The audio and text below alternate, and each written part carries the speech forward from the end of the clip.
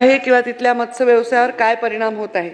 तर यासाठी नक्कीच मी स्वतः पुढाकार घेऊन आपण त्याची एक अभ्यास गटाला विनंती करू आणि एमपीसीबीने मिळून हे सीईटीपी व्यवस्था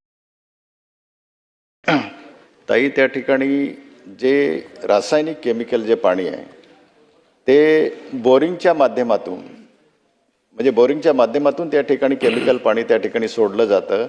परिणामस्वरूप ते आजूबाजूच्या ज्या जमिनी आहे ह्या मोठ्या प्रमाणात त्या ठिकाणी नापीक झालेल्या आहे आणि त्यामुळे MIDCला किंवा एखादा नवीन कारखाना काढण्यासाठी त्याला तिथले शेतकरी आता त्या ठिकाणी म्हणजे जमीन द्यायला तयार होत नाही। तर माझी आपल्याला विनंती आहे की अशा प्रकारे जी अनियमितता जी आहे त्या संदर्भामध्ये आपण संबंधितांवर काय कारवाई करणार आहात? मुळामध्ये माझ्या डिपार्टमेंटचं काम कारवाई करणंच आहे। कुठेही प्रदूषणाच्या बाबतीतले नियम पाळले गेले नाही तर कारवाई करण्यात येईल, पण ह्या नियमांना आता जीवनशैलीचा भाग बनवण्याची गरज आहे। कारण आता हे एन्व्हायरमेंट डिपार्टमेंट नाही आहे, क्लायमेट चेंज डिपार्टमेंट पण आहे।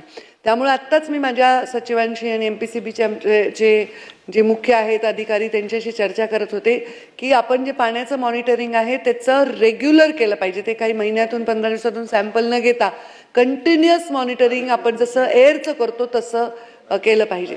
आणि आत्ताच मी जस्ट आपल्याकडे लाईव्ह ॲप आहे त्याच्यामुळे मी तारापूरचं आत्ता AQI मागवला, तो AQI आत्ता तरी समाधानकारक दिसतो आहे या क्षणाला, पण मला याच्यावर समाधान राहणार नाही। याचं कंटिन्युअस मॉनिटरिंग आणि कंटिन्युअस याच्यावर उपाययोजना करायला आम्ही सकारात्मक पाऊल उचलू। शेवटचा प्रश्न कोसकर साहेब। राजेंद्र गावी साहेबांची लक्षवेधी मांडलेली आहे। तसंच माझ्या सुद्धा मतदारसंघामध्ये जवळजवळ छोट्या मोठ्या 52 कंपन्या आहे। अध्यक्ष महोदय सगळं लिक्विड पाणी त्या नदीमध्ये सोडतं, नदीला लागून दोन्ही बाजूनं पिण्याच्या पाण्याच्या विहिरी आहे आणि वारंवार सुद्धा ग्रामपंचायतीने नोटीस देऊन रोजच्या कंपन्या अनेक कंपन्या पाणी सोडत आहे आणि काही ठिकाणी जे पाणी जातं ते जमिनीत मुरतं आणि तिथले आजूबाजूच्या सगळे शेतकऱ्यांचं शेती नापीक झालेली आहे। अध्यक्ष महोदय माझा सुद्धा पेशी प्रश्न आहे की त्या ठिकाणी ज्या ज्या कंपन्या आहेत त्या कंपन्याचं पाणी त्यांनी ऑडिट करावं, चेक करावं आणि जेणेकरून बऱ्याच वर्षापासून